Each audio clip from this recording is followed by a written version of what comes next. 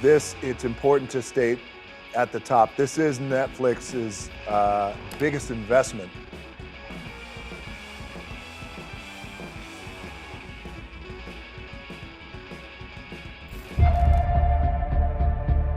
Special Agent John Hartley, FBI.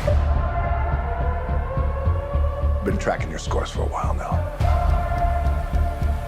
Every city, every heist. This is the most expensive movie in Netflix history, and I must say it's worth every penny. It has action, it has mystery, it has jokes, and as well some mind tricks. So I think the challenge was to break down some traditional barriers about what is or should be an action movie, or redefine how these action thrillers are made in this era. This, it's important to state at the top, this is Netflix's biggest investment. And originally what happened, just so you know, and your audience knows, is Red Notice was originally at Universal. And they had acquired the property, spent a lot of money, but then we decided together that Universal actually probably wasn't the best place for Red Notice.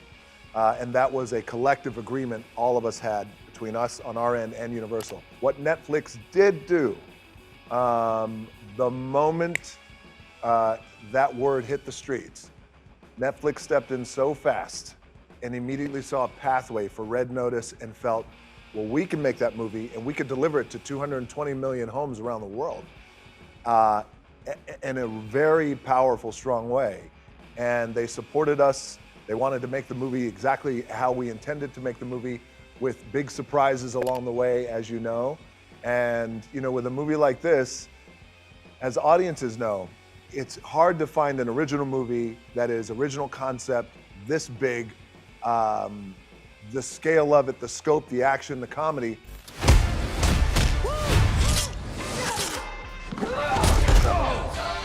I want to ask you, how difficult was to film these fight scenes with this long dress?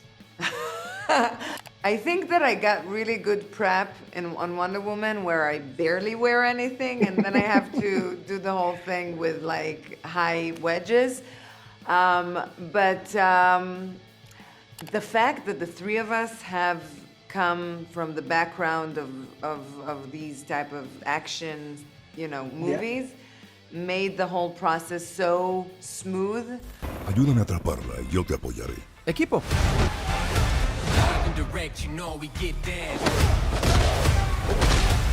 I have to ask you about, I read that when you were filming the movie, I mean, it was in the mid lockdown, and that you took time to send some video messages to the crew's families, and that was true? Yeah, I you know, we had something like 400 crew members sequestered from their families. I mean, they couldn't go home. Sometimes their families were just blocks away. So it was really just a means to boost morale in some way. I said I would make a video for everyone who asked, everyone who wanted one. The video could be for their friends, their families, their dogs. I didn't care.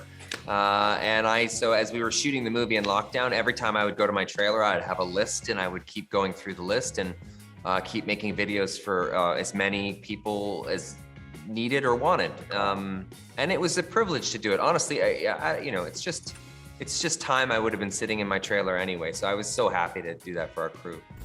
Can you take us behind that epic fight scene?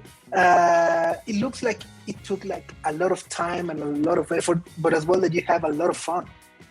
Yeah, that's exactly it. It took a lot of time and a lot of effort and many rehearsals and many takes, but it was a lot of fun. And I think that Ross and Thurber, our director, really managed to bring something new to it. Like there's a whole fight sequence that we do against the wall, and you just see our silhouettes, and it's just like, it looks like art, you know? This is like something I would love to watch, as like some art, graphic art, whatever, but video art.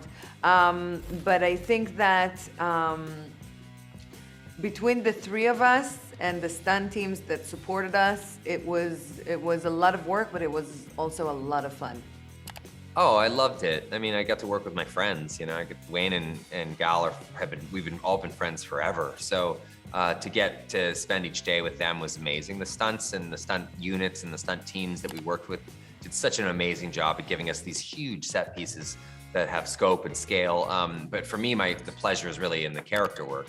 That's the stuff that I love. I mean, I always take character over spectacle any day. So it was a lot of fun, and the movie has thankfully lots of both. So. ¿Cómo te va con tu compañero de crímenes? Somos colegas. No somos colegas. ¿Socios tampoco? No somos nada parecido. I think it's one of the most expensive movies in Netflix history, and for me, it breaks down some barriers about what it should be an action movie, and as well, it shows how streaming platforms are changing the game in the movie industry. Yeah, first of all, to the first half of the question, I think that Rawson really managed to crack this genre of heist movies and really bring a fresh perspective and angle on it, and that's why it's working, and it's sharp and it's strong and it's just, you know, everything clicks. And as far as the streamer goes, yes, I think that, you know, the world is evolving, and I think that the COVID certainly had accelerated, you know, the presence that that streamers has. And at the same time, I think that there's always going to be room for theatrical releases as well. There's room for everyone.